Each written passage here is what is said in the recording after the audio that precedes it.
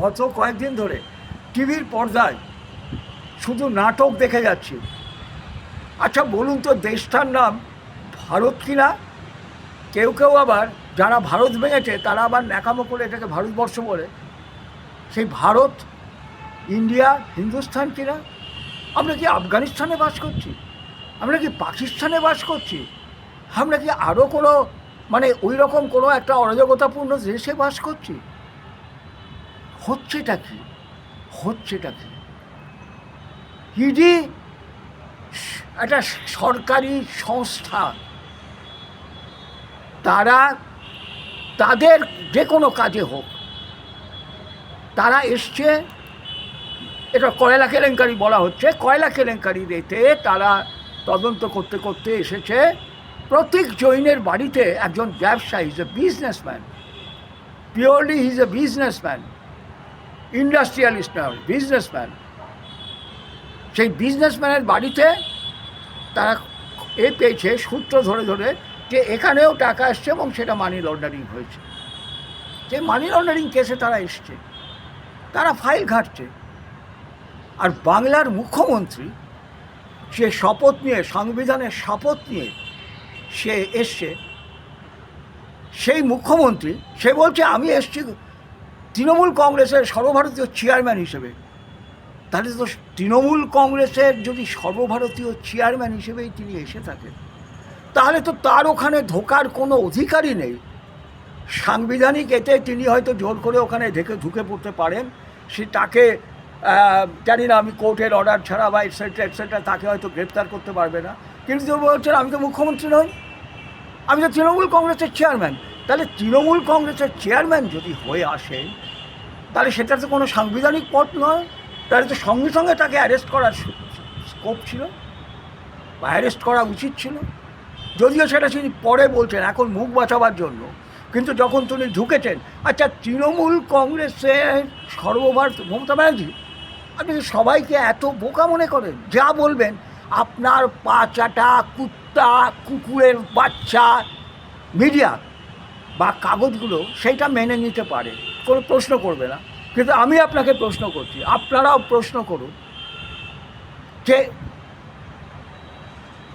তৃণমূল কংগ্রেসের চেয়ারম্যান হিসেবে উনি যদি ঢুকে থাকেন, ওনার কোন সাংবিধানিক রাইট আছে যে ওখানে ঢোকা, যেখানে সেন্ট্রাল পুলিশ দাঁড়িয়ে আছে? প্লাস আজকে বিজেপির যদি পার্টি আসে, সে কি প্রধান আসে, সে কি সঙ্গে যে পুলিশ প্রধান, রাজ্যের যিনি পুলিশ প্রধান, ওইখানকার কলকাতার যিনি পুলিশ প্রধান, তারপরে কি বলে সল্টলেক যে অঞ্চলের মধ্যে ওইটা পড়ছে সেখানকার পুলিশ প্রধান থেকে আরম্ভ করে মেয়র এটসেট্রা যারা সাংবিধানিক পদে রয়েছে, তারা তার সঙ্গে আসবেন? পুলিশ কমিশনার কি আসতে পারেন? ডিজি কি আসতে পারেন বলুন তো কোনো পার্টির চেয়ারম্যানের সাথে? হ্যাঁ, ও মুখ্যমন্ত্রী হিসেবে যদি উনি আসেন, উনি যদি কল করেন, সাংবিধানিক নিয়ম অনুযায়ী তিনি তারা আসতে বাধ্য।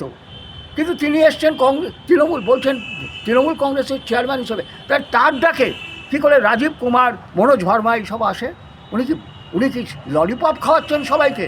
ওনার পা ছাটা কুত্তা, ওনার কাছ থেকে অ্যাডভার্টাইজমেন্ট পাওয়া ওইসব টিভি চ্যানেলগুলো, ঘণ্টাখানেক সময় সঙ্গে কুমন, তারপরে ওই নিউজ 18 বাংলা, আর ওই বর্তমান কাগজ, সেই অবিসংবাদী সাংবাদিক বরুণ সেনগুপ্তের লেখা সেই কাগজ পাঠা চাটা কুকুর হয়ে গেছে। যে আজকে একটা প্রশ্ন করছে না, তারা কেউ প্রশ্ন করছে না।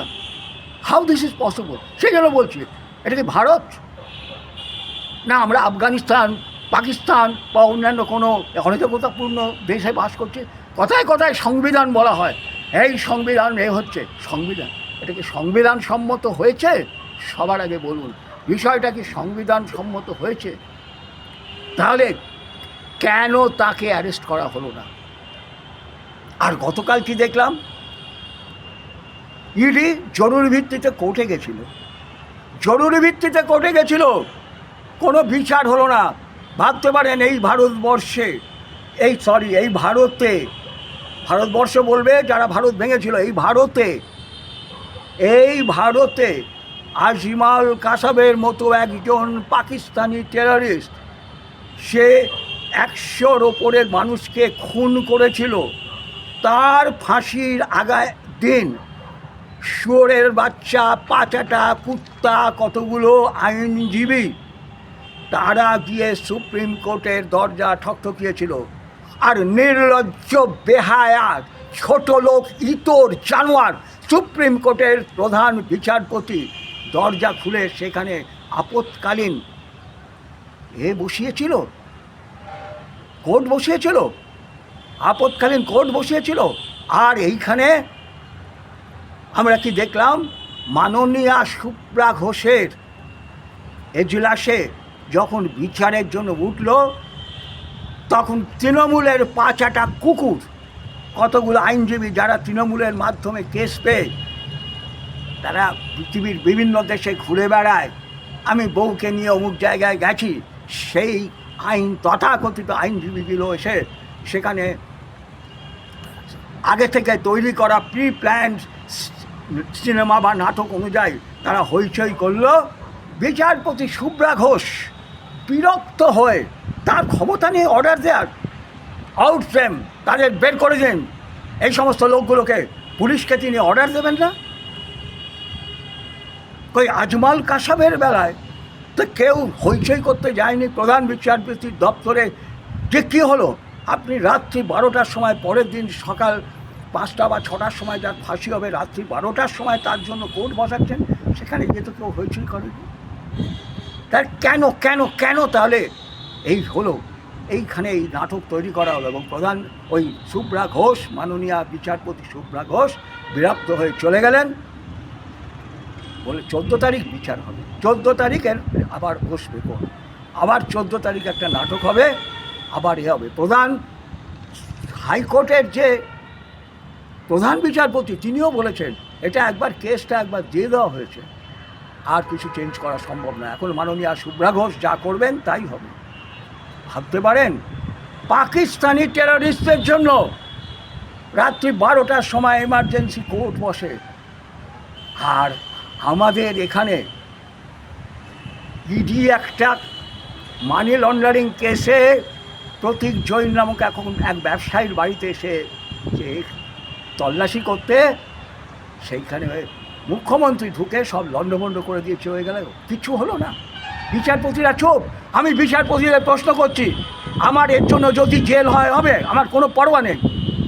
আগে তো আমি চোখে চোখ রেখে প্রশ্ন করব যে আপনাদের কাছে কে বড়, আজমল কাসব বা অন্যান্য যেসব জঙ্গি জানোয়ারগুলো আছে যারা ভারতে ঢুকে AK-47 দিয়ে নির্বিচারে মানুষকে গালি করে খুন করছে, তারা আপনাদের কাছে বড় না এই রকম একটা ভারতের মধ্যে একটা অসাংবিধানিক ঘটনা ঘটেছে সেইটা আপনাদের কাছে বড়? আমি প্রশ্ন রাখলাম, আমি আপনাদের কাছে প্রশ্ন রাখলাম, আপনারা কার পক্ষে? ওই টেররিস্টদের পক্ষে, না আপনারা দেশের সংবিধানকে রক্ষা করার জন্য? আমার মনে হয় ইউ আর অলসো পারচেসড। ও বিচারপতিরা আপনারাও বিক্রি হয়ে গেছেন ওই ডিপ স্টেটের কাছে, আপনারাও ডিপ স্টেটের কাছে প্রশ্ন হয়ে গেছে। আমি প্রকাশ করছি, সংশয় প্রকাশ করছি, আপনারাও ডিপ স্টেটের কাছে বিক্রি হয়ে গেছে, নালে এরকম নজিরবিহীন ঘটনা ঘটতে পারে না। এইবারই আসছে আমি কেন্দ্রীয় সরকার কাছে, মোদিজি গতকাল দেখলাম আপনি ডোনাল্ড ট্রাম্প টাইম দিয়েছিল রাত্রি 12টা, ডোনাল্ড ট্রাম্প টাইম দিয়েছিল আপনাকে রাত্রি 12টা, তারপরেও যদি আপনার সঙ্গে আপনি যদি ফোনে ডোনাল্ড ট্রাম্পের সঙ্গে কথা না বলেন, 500% শুল্ক ভারতের ওপরে চাপানো হবে, ভারতে এর ফলে অনেক বিপর্যয় হবে। কিন্তু আপনি ফোন করেননি। আপনি বলেছেন কি, রাশিয়ার তেল আপনি কিনবো, রাশিয়ার তেল আমি কিনবো, তাতে যা হয় হবে। ইয়েস, এইটাই তো হওয়া উচিত। আজকে ভারতের এইভাবে চোখে চোখ রেখে কথা বলা উচিত। আমি আপনাকে স্যালিউট জানাচ্ছি, স্যালিউট। কিন্তু এটা কি হচ্ছে আজকে এই পশ্চিমবঙ্গের বুকে? আমাদের মুখ্যমন্ত্রী যে নাটক তৈরি করে গেল, তার তো কোনো বিচার হলো না। ইডি কেন গেছিল? আমার প্রশ্ন হচ্ছে, ইডি কেন গেছিল? এগুলো তো আপনাদের সেন্ট্রাল গভর্নমেন্টের, হয় প্রধানমন্ত্রীর আন্ডারে হোক, অর্থ দপ্তরের আন্ডারে হোক, বা স্বরাষ্ট্র দপ্তরের আন্ডারে হোক, আউট দপ্তরের আন্ডারে। তাহলে সেই মন্ত্রী, সেই বিভিন্ন সময় দেখেছি সিবিআই নাটক করে চলে আসে, তারপরে সব ফুফা। তাহলে আপনারা কেন ওই সব দপ্তরের যারা প্রধান তাদের প্রশ্ন করছেন না যে আপনারা হয় কংক্রিট একটা কনক্লুশনে আসুক, তা নাহলে এই যে নাটক করছেন এটা তো আমাদের ক্ষতি হচ্ছে। এই সুযোগটাকে কাজে লাগাচ্ছে কারা? বিরোধী দল এবং মমতা ব্যানার্জি নিজে বলছে আমি এখানে গেছিলাম, আমার পার্টির সব কাগজপত্র চুরি করে নিয়ে যেতে এসেছিল, এত বড় আমার ঘরে ঢুকে আমার ঘরে চুরি করছে। আরে ওটা কী করে তোর ঘর হয়? তোর ঘর হচ্ছে তোর নিজের বাড়ি, আর তোমার ঘর হচ্ছে তোমার যে তৃণমূল কংগ্রেসের যে পার্টি অফিস, যেখানে এক সময় তুমি নিজের বাড়ি ছেড়ে গোসা করে ওই বাড়িতে চলে এসেছিলে পার্টি। হ্যাঁ, আজকে যদি ইডি তোমার পার্টি অফিসে ওইভাবে করতো, তল্লাশি করতো, ইয়েস, তুমি তাকে প্রশ্ন করতে পারতে। এবং এর জন্য, এই অরাজকতার জন্য নিশ্চয়ই ইডির যারা দায়িত্বপ্রাপ্ত তাদের পানিশমেন্ট হতো, অবশ্যই পানিশমেন্ট হতো। উইদাউট, আমি জানি না কী সিস্টেম আছে কোনো পার্টি দপ্তরে কীভাবে তল্লাশি করা যেতে পারে, কিন্তু সে গেছে একজন ব্যবসায়ীর বাড়িতে। আপনার কাগজপত্র, পার্টির কাগজপত্র, পার্টির ভোমরা, প্রাণ ভোমরা, সেখানে নাকি আবার পার্টির কারা ক্যান্ডিডেট হবে তার লিস্ট পর্যন্ত তৈরি হয়ে গেছে। তাহলে আজকাল প্রতীক জৈন হচ্ছে আপনার কাছে সবথেকে আপনজন, যে সেই ব্যবসায়ীর বাড়িতে আপনি গোপনে আপনার কাগজপত্র লুকিয়ে রাখেন। কেন? অন্য কাউকে দিলে সে হয়তো বিক্রি করে দিতে পারে, যেইভাবে চাকরি বিক্রি, কয়লা বিক্রি, এটসেট্রা পশ্চিমবঙ্গের বালি থেকে আরম্ভ করে কিছু বিক্রি বাকি নেই। এইবারে হয়তো ডিম চোর শোনা যাবে। আমাদের অঞ্চলে একটা মেয়ে একবার মানে খিদের জ্বালায় একটা ডিম চুরি করেছিল, তাকে পরবর্তীকালে সবাই ডিম চোর বলতো। তাহলে এরপরে কি ডিম চুরিও পশ্চিমবঙ্গে শুরু হবে? সব তো চুরি হয়ে গেছে এই জায়গায় এসে, যেখানে এসে থেমে গেছে সেই পশ্চিমবঙ্গে। তাহলে আপনারা কেন প্রশ্ন করছেন না ওই সমস্ত ইডি, সিবিআই? তোমরা এই নাটক বন্ধ করো। জানেন এতে পশ্চিমবঙ্গের যে আগামী নির্বাচনে কত বড় ক্ষতি হচ্ছে? ওই এদের জেহাদিদের দালাল, লালপন্থী বামপন্থীরা বলছে সেটিং আছে, আর সাধারণ মানুষ কি দেখছে? মমতা ব্যানার্জি বা তৃণমূল কংগ্রেস যা ইচ্ছে তাই করছে, তাদের বিরুদ্ধে কারোর কিছু ক্ষমতা নেই করার। তাহলে এই নাটক তো দরকার নেই, এগুলো তো করার দরকার নেই। হয় শুরু যখন করেছেন শেষ করতে হবে। রবীন্দ্রনাথ বলতো আমরা শুরু করি, আমরা শেষ করি না। তাহলে এখানে সেটাই প্রমাণিত হয়েছে রবীন্দ্রনাথের কথা। আপনারা শুরু করেন তেরে ফুলে, তারপরে কনক্লুশন করেন না।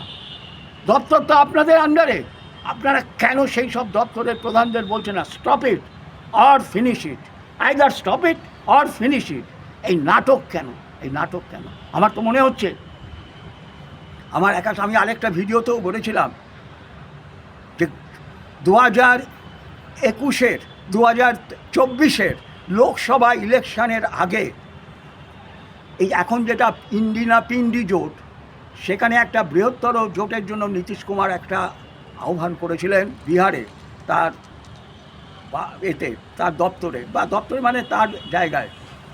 সেখানে সব বিরোধীরা এসেছিল এবং সেখান থেকে একটা আলোচনা হয়েছিল যে একটা বিরোধী তৈরি হবে, এবং নীতিশ কুমারই কিন্তু সেখানে মুখ হয়ে উঠে আসছিল। পরবর্তীকালে আমরা কি দেখলাম যে 2-3টে বৈঠক হওয়ার পরে যখন দিল্লিতে বৈঠক হলো, হঠাৎ মমতা ব্যানার্জি সেখানে প্রপোজাল দিলেন যে কংগ্রেসের যিনি প্রধান মল্লিকার্জুন খাড়গে, তিনি এই যে টিম তৈরি হচ্ছে এই টিমের প্রধান হবে।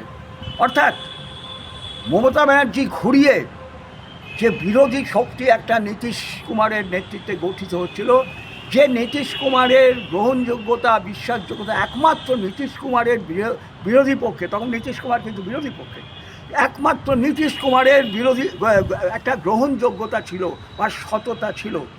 কাজে তার নেতৃত্বে যদি সেই দিন সত্যিকারের একটা জোট তৈরি হতো, ওদের ইন্ডিপিন্ডি যেই জোট এখন পরবর্তীকালে হয়েছে, তাহলে কিন্তু সেটা ওই মোদিজির পক্ষে বা এনডি জোটের পক্ষে, এই আমাদের যে জোটটা আছে আর কি, সেই জোটের পক্ষে, সেই জোটের পক্ষে সে অত্যন্ত কষ্টকর হতো। আমি জানি না জিততো না হারতো, কিন্তু এটাও খুব কষ্টকর হয়েছে। মাত্র 34টা সিটের এগিয়ে আছে সিটে, সেই সিট হয়তো ভরাডুবি হয়ে যেতে পারত। তাই মমতা ব্যানার্জির সঙ্গে কি আপনাদের কি কোনো গোপন আলোচনা হয়েছিল যে সেই সৌজন্যে মমতা ব্যানার্জি নীতিশ কুমারকে আউট করে সেখানে ওই একে ঢুকিয়ে দিয়েছিল? আমার প্রশ্ন, নাহলে কেন মমতা ব্যানার্জিকে এই বদান্যতা দেখানো হচ্ছে? আজকে লালু প্রসাদ যাদবকে এই ইউপিএ সরকারের আমলে জেলে ঢোকানো হয়েছিল। এই জেলে ঢোকানো হয়েছিল ওই কেলেঙ্কারির জন্য, ওই ভূভূষি কেলেঙ্কারির জন্য। পরবর্তীকালে কেজরিওয়ালের মতো মানুষকে পর্যন্ত জেলে ঢুকিয়েছেন। আমাদের বিজেপি পার্টির মনে পড়ে কিনা জানি না, উমা ভারতীকে যখন তার এগেস্টে হুগলিতে একটা উত্তেজক ভাষণ দেওয়ার জন্য যখন তার এগেস্টে ওইখানকার কোর্টে এই হয়েছিল, তখন মুখ্যমন্ত্রী তো ছেড়ে দিয়ে সে কিন্তু এসেছিল। ইয়েদুরাপ্পা গেছে, তাহলে কে মমতা ব্যানার্জি? Who is Mamata Banerjee? সে কি মানে কী বলবো,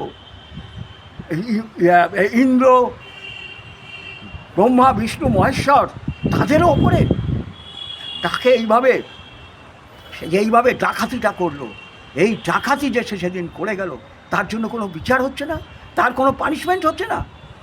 বিচারপতি করছে, তাহলে মোদিজি, অমিত শাহজি, আপনাদের প্রশ্ন করছি, তাহলে কি ওইটাই কারণ সেই নীতিশ কুমার সরে গেল সেখান থেকে, আপনাদের জোটে এলো, সেই জোটে আসার পরে ইলেকশানে জিতলো এবং মোদিজি প্রধানমন্ত্রী হলো? তাহলে সেই সৌজন্য বা সেই মানে কৃতজ্ঞতা থেকে কি আজকে মমতার এগেনস্টে এগুলো হচ্ছে? কিন্তু আপনারা কি ভাবছেন? আপনারা কি জানেন না? আপনারা কি বোঝেন না যে শয়ে শয়ে যে বিজেপি কর্মী যাদের জীবনকে বাজি রেখে, তাদের বাড়ির মেয়েদের বাজি রেখে এই পার্টির জন্য লড়ছে, সেই লড়া আগামী নির্বাচনে যদি হেরে যায় আপনাদের এই বদমাইশির জন্য, তাহলে তাদের কি দুরবস্থা হবে? আপামর হিন্দু বাঙালির কি দুরবস্থা হবে, যার টেলার আমরা মালদা এবং মুর্শিদাবাদে আমরা দেখেছি। তাহলে আপনারা কি এইগুলো চিন্তা করছেন না? আপনাদের কাছে কি মমতা ব্যানার্জির প্রতি কৃতজ্ঞতাটাই বড় হলো? যদি সেটা হয়ে থাকে, সেই কৃতজ্ঞতাই কি আপনাদের কাছে বড় হলো? তাহলে বন্ধ করুন এই নাটক। আর না হলে ওই দপ্তরগুলোকে বলুন ইমিডিয়েটলি স্টেপ অ্যাকশান। হাইকোর্টে হয়নি, পরের দিনই সুপ্রিম কোর্ট। কেন? কনফারেন্সের মাধ্যমে আলোচনা করছি, কনফারেন্সের মাধ্যমে। এগুলো কি কোনো ওই ফিস্টের আলোচনা? এগুলো কি কোনো ফিস্টের আলোচনা যে কনফারেন্সের মাধ্যমে আলোচনা হবে? কেন ইমিডিয়েটলি প্লেনে করে চলে যাচ্ছে না দিল্লিতে? সেখানে ইডির প্রধানের সঙ্গে কেন বৈঠক হচ্ছে না? কেন আপনারা অর্ডার দিচ্ছেন না? এক্ষুনি আপনারা এখন টেক অ্যাকশান। আমাদের বদনাম হচ্ছে, আমাদের মন্ত্রিসভার বদনাম হচ্ছে, আমাদের পার্টির বদনাম হচ্ছে, আমাদের মানুষের জীবন, আমাদের হিন্দু বাঙালিদের জীবন অ্যাট স্টেক। আপনারা কেন করছেন না? সেই জন্য আপনাদের কাছে বলছি, এই নাটক বন্ধ করুন, এই নাটক বন্ধ করুন। পেছনে ওই কুকুরের দল বামপন্থীগুলো দাঁড়িয়ে আছে, ঘেউ ঘেউ করছে পেছনে, তারা কিন্তু চলে আসতে পারে, মনে রাখবেন। ওদের প্রতি বীতশ্রদ্ধ হয়ে যেরকম আমাদের দিকে এসছে, হিন্দুদের দিকে, এই মানুষগুলো কিন্তু আবার বীতশ্রদ্ধ ওই দিকে চলে যেতে পারে। তখন কিন্তু মহাবিপদে পড়ে যাবেন। মনে রাখবেন, বাংলা যদি ধ্বংস হয়ে যায়, ভারত বাঁচবে না। সেই আগুনে কিন্তু আপনারাও জ্বলে পুড়ে খাক হবেন। ওই সুপার পলিটিক্স সব ডাউন হয়ে যাবে। জয় মা কালী, জয় মা কালী, জয় মা কালী।